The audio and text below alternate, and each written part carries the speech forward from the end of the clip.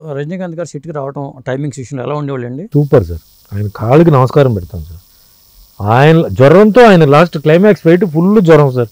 Shivaji cinema చేసేటప్పుడు last climax ఫైట్లో పాపం ముట్టుకుంటే అసలు భయంకర హీట్ ఉండేది పైన టెర్రస్ పైన గుండు చేయించుకున్నాడు. ఆ వేడి నేను అన్నాను, అన్న ఎందుకన్నా మీరు అంటే లేదు చేసేద్దాం చెప్పి పాపం 2-3 రోజులు పాపం చాలా ఫీవర్తో చేసాడు.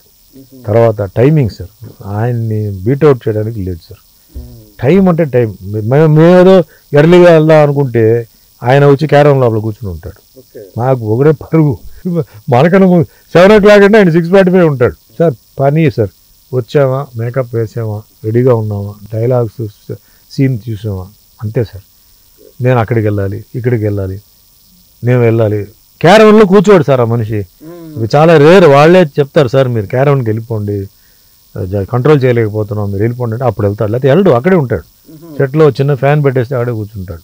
ఓకే, అలాంటి ఒక ఆ క్యారెక్టర్ మళ్ళీ రాదు సార్. అది నా డిస్ట్రిబ్యూటర్ నష్టపోతే డబ్బులు తిరిగి ఇచ్చాడు. ఎవడిచ్చాడు ఇప్పుడు వరకు నాకు తెలిసి చరిత్రలో ఎవరు ఇవ్వాల. సో అది ఒక వేరే క్యారెక్టర్, వేరే మనిషి, డిసిప్లిన్, డెడికేషన్, ఆయన డేరింగ్ మనిషి. ప్లస్ అన్నింటికన్నా భగవంతుడు ఆశీర్వాదాలు ఆయనకు ఉన్నాయి. అయితే ఈ ఏజ్లో అలాంటి క్యారెక్టర్ చేయడం, యంగ్ అండ్ ఓల్డ్, అవును, రెండు ఆయనే. యంగ్ అండ్ ఓల్డ్ చేసి జనాల్ని అసలు గ్రిప్లో పెట్టుకొని జనాలు కూడా మెచ్చుకుంటున్నారు. రేర్గా వస్తాయి అది ఒక్కో దీంట్లో. అంటే అప్పట్లో ఎంజిఆర్ వచ్చారు సార్. ఆ ఏజ్లో కూడా ఆయన యంగ్గా, అంటే ఆయన చాలా లేటుగా హీరో అయ్యాడు. ఎంజిఆర్ గారు చాలా లేటుగా హీరో అయ్యాడు. హీరో అయ్యి ఆయన చాలా యంగ్ క్యారెక్టర్స్ చేశారు. యంగ్ హీరోయిన్స్, ఆయన హీరోయిన్స్ అందరూ 18, 19, 20s. కరెక్టే. కానీ ఆయన ఏజ్ డబుల్ ట్రిబుల్ అప్పుడు. అది ఆయనకి అయింది. మళ్ళీ సీఎం అయిపోయాడు. మనం తెలుగులో నాకు తెలిసి అలా ఎవరు లేరు, అంత ఆ ఏజ్కి రివర్స్గా చేసిన వాళ్ళు ఎవరు లేరు. నెక్స్ట్ ఈయనే రజనీకాంత్. మమ్ముట్టి అయితే ఆయన కొన్ని డిగ్నిఫైడ్ రోల్స్ చేస్తున్నాడు. ఆయన యంగ్ ఏజ్ ఆ టైప్ చేయడానికి మమ్ముట్టికి మోహన్ లాల్ గారు కూడా బ్రహ్మాండంగా మంచి ఆడియన్స్ ఉన్నారు. అదే ఆడియన్స్ ఉన్నారు. అంటే వాళ్ళకి అడ్వాంటేజ్ ఏంటంటే సార్, వాళ్ళు సినిమాలు చేశారు. మీరు అన్నట్టు వాళ్ళు ఎక్కువ సినిమాలు చేశారు. ఎక్కువ సినిమాలు. మలయాళం ట్రెండ్ వేరే సార్. వాళ్ళ స్టోరీస్ అన్ని చాలా వెరైటీగా ఉంటుంది. మన దీనిలాగా ఉండదు. అంతే అంతే వాళ్ళు చాలా అంటే బ్యాలెన్సింగ్ ఉంది సార్. వాళ్ళు ఎట్లా ఉందంటే బిజినెస్ ఇంత అవుతుంది, ప్రొడక్షన్ ఇంత అవుతుంది, కాస్ట్ ఇంత అయింది, నాకు ఇంత ఇవ్వంటారు. అది రీజనబుల్గా ఉంటుంది. అందుకే ఆయన ఎప్పుడు చూసినా బిజీలో ఉంటారు. ప్లస్ వాళ్ళకి ఏంటంటే ఏజ్కి తగ్గ వాళ్ళు క్యారెక్టర్స్ యాక్సెప్ట్ చేస్తారు. స్టోరీ రైటర్స్ కూడా మమ్ముట్టికి కథ రాస్తాడు, మమ్ముట్టి కొడుకు కూడా రాస్తాడు. సో ఆ ఏజ్కి తగ్గ, ఇప్పుడు మీరున్నారు, ఎవరో హీరో ఫర్ ది హౌస్, మీ ఇంటికి మీరు హీరో. మీరు ఏదో ఫైట్ చేయాలి ఏం కాదు, ఇంటలెక్చువల్గా మీరు హీరో.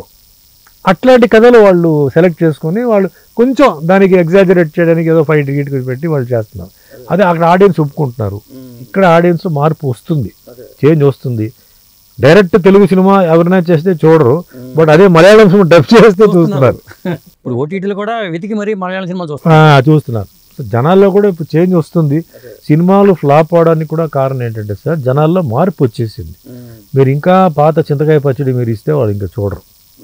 మీరు మారాలి. ఎందుకంటే నెట్ఫ్లిక్స్, అమెజాన్ నొక్కితే వస్తున్నాయి. సో జనాలు దానికి అలవాటు అయిపోయారు. సో మీ కథలో కొత్తతనం, మీ కథలో ట్విస్ట్, ఇంట్రెస్టింగ్ పాయింట్ పెడితే చూస్తారు. పాన్ ఇండియా అనేది మంచిదంటారా కాదంటారా? మంచిది సార్. ఎందుకంటే ఈరోజు ముందు తెలుగు వరకే మార్కెట్ ఉండేది. ఈరోజు మీరు పాన్ ఇండియా ఆర్టిస్టులను పెడితే మీకు మొత్తం వేరే లాంగ్వేజెస్లో ₹1 వస్తుంది కదా, ఒక పాకెట్ మనీకి ₹1 వస్తుందిగా. ఇవి లేదనుకోండి, మీరు ఇంతటితోనే మీరు సరి చేసుకోవాలి. సో డెఫినెట్లీ పాన్ ఇండియా హెల్దీయే. బట్ పాన్ ఇండియా అని చెప్తారు కానీ పాన్ ఇండియా ఆర్టిస్టులు లేరు. అది ఇంపార్టెంట్. ఖచ్చితంగా మీకు ఏంటంటే ఒక లాంగ్వేజ్ నుంచి ఒక హిందీ ఆర్టిస్టో, Tamil artist, Kannada artist, Malayalam artist పెట్టాలి, పంజాబీ ఆర్టిస్టు అలా పెట్టాలి. అంటే ఓకే రేంజ్ ఉంది. కాస్ట్లీ ఆర్టిస్ట్ మీరు ఎఫర్ట్ చేయకపోతే సెకండ్ బ్యాచ్ ఉంటుంది. ఆ సెకండ్ బ్యాచ్ కాకపోయినా థర్డ్ బ్యాచ్ పెట్టాలి. అంటే కొంచెమైనా గుర్తింపు ఉండాలి కదా, ఫేస్ వాల్యూ ఉండాలి కదా. పెడితే డెఫినెట్లీ హెల్ప్ఫుల్ అవుతుంది. మంచి ఆర్టిస్టులు పెడితే తొందరగా వస్తారు.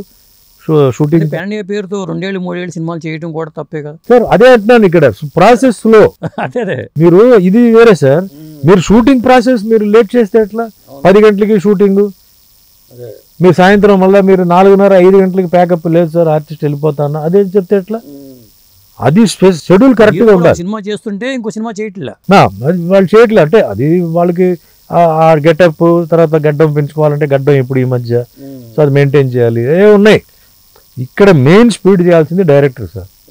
డైరెక్టర్ చేతిలో ఉంది అంతే తప్ప నేను వేరెవరిని బ్లేమ్ చేయను. ఇప్పుడు డబ్బులు లేవనుకోండి అప్పుడు మనం ఏం చేయలేం.